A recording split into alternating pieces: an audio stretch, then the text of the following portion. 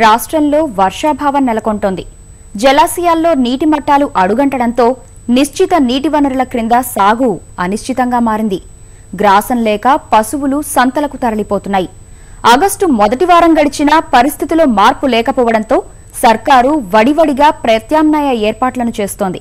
ప్రతికూల వాతావరణంలో సాగుదారులను ఆదుకునేందుకు ప్రభుత్వం తీసుకుంటున్న చర్యలపై రాష్ట్ర వ్యవసాయ మంత్రి ప్రతిపాటి పుల్లారావుతో మా ప్రతినిధి ముఖాముఖి ఇప్పుడు చూద్దాం.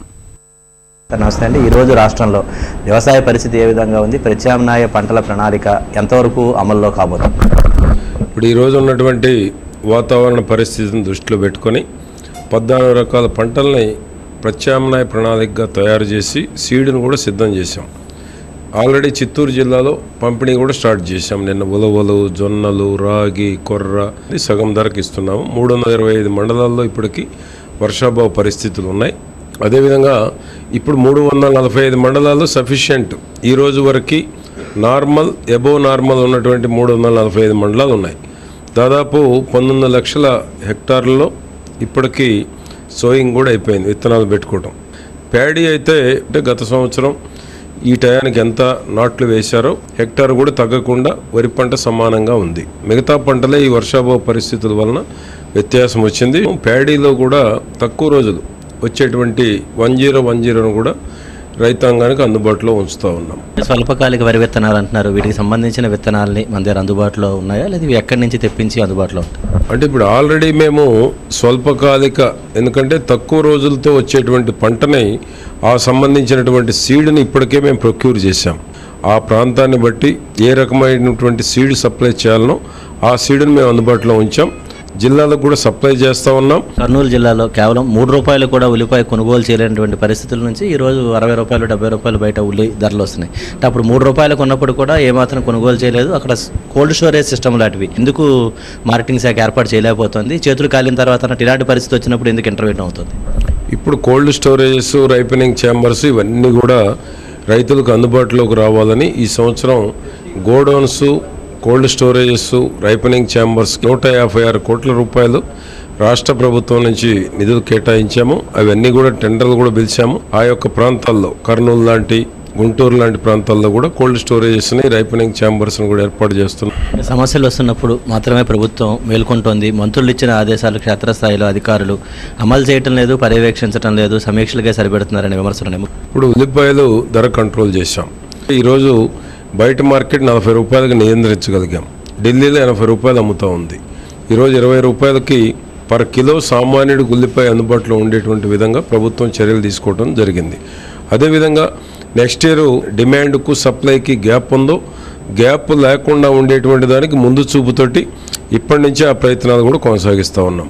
అదేవిధంగా ఈరోజు చూసుకుంటే కంది కూడా బర్మా నుంచి కూడా ఇంపోర్ట్ చేసి మార్కెట్లో నియంత్రించేటువంటి దానికి అన్ని రకాల ప్రయత్నాలు చేస్తాం. అరటి విషయంలో రైతుకు వచ్చేది 1% అయితే దళారీల ద్వారా బయటకు వెళ్ళేది 4% దళారీలు లబ్ధి పొందుతున్నారు.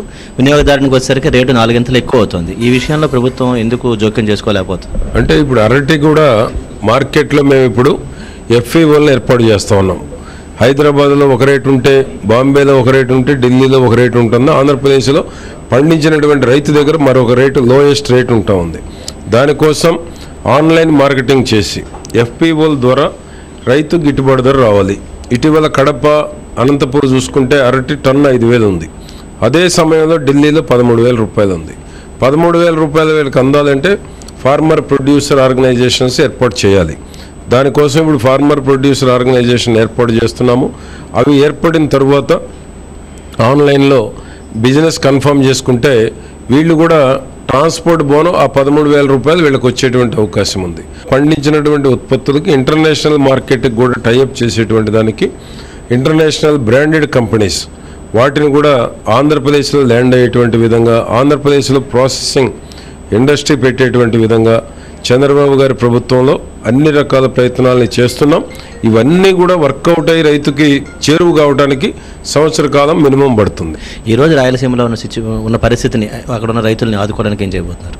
ఇప్పుడు ఈరోజు ప్రధానంగా రాయలసీమ అనంతపురం, చిత్తూరు, కడప, కర్నూలు, నెల్లూరు, ఒంగోలు ఈ 6 జిల్లాల్లోనే మేజర్గా వర్షాభావ పరిస్థితులు ఉన్నాయి. వారం 10 రోజుల్లో ట్యాంకర్స్ ద్వారా సప్లై, అప్పుడు కూడా వర్షం పడకపోతే ట్యాంకర్ల ద్వారా ఎంత దూరం నుంచి అయినా తీసుకొచ్చి ఆ యొక్క హార్టికల్చర్లో ఉన్నటువంటి తోటల్ని ఈ 2 నెలల సర్వైవల్కి ఏ విధమైనటువంటి చర్యలు తీసుకోవాలో ఆ విధంగా తీసుకోబోతా ఉన్నాం. ఈ దానా లేక మేత కొరతతో సంతలు తరలిస్తున్నటువంటి పరిస్థితి ఉంది. అంటే ఫాడర్ పాలసీని ఇంప్లిమెంట్ చేయడం కోసం పశుసంవర్ధక శాఖ ఆదేశాలు ఇచ్చారా, లేకపోతే వాళ్ళు ప్రాపర్గా అమలు చేయట్లేదు? ఈ ఫాడర్ సెక్యూరిటీ పాలసీ ద్వారా ఈరోజు గడ్డి 8 రూపాయలకు కొని 3 రూపాయలకి ఇస్తున్నాం. రాయలసీమ జిల్లాలో 3 రూపాయలకేమో గడ్డి ఇస్తున్నాము, దాణా 4 రూపాయలకి ఇస్తున్నాం. 15 రూపాయలకు కొని 75% సబ్సిడీ మీద ఇస్తా ఉన్నాం. ఈ విధంగా ఈ యొక్క స్కీమ్ని కంటిన్యూ చేయాలనేటువంటిది నిర్ణయం తీసుకోవడం కూడా జరిగింది. రుణమాఫీ అమలు ఎంతవరకు వచ్చింది? 3వ దశ అమలు ఎప్పటి నుంచి ప్రారంభం కాబోతున్నది? అలాగే రుణాలు ఇవ్వనటువంటి బ్యాంకుల విషయంలో ప్రభుత్వం ఎలాంటి చర్యలు తీసుకోబోతుంది? ఇప్పుడు థర్డ్ ఫేజ్ గ్రీవెన్స్లో దాదాపు సాటిస్ఫాక్షన్ లెవెల్ వచ్చేటువంటి అవకాశం ఉంది. దాదాపు 2,76,000 మంది ఈ థర్డ్ గ్రీవెన్స్లో ఇచ్చారు ఫ్రెష్గా. అంటే ఈ 2,76,000 మందికి ఏమో ఫ్రెష్గా వస్తూ ఉంది. 1,90,000 మంది కౌలు రైతులకి మొత్తం కలిపితే 4 లక్షల పైబడి ఈ వారం, అంటే 1,50,000 ఉన్నటువంటి ఏమో 4 ఇన్స్టాల్మెంట్లు, బిలో 50 ఉన్నటువంటి ఏమో ఏకమొత్తంగా మొత్తం కలిపి 900 కోట్ల రూపాయలు అవుతూ ఉంది. ఇవన్నీ కూడా 15వ తేదీ లోపల వారి ఖాతాల్లో జమ వేసేటువంటి దానికి చేస్తున్నాం.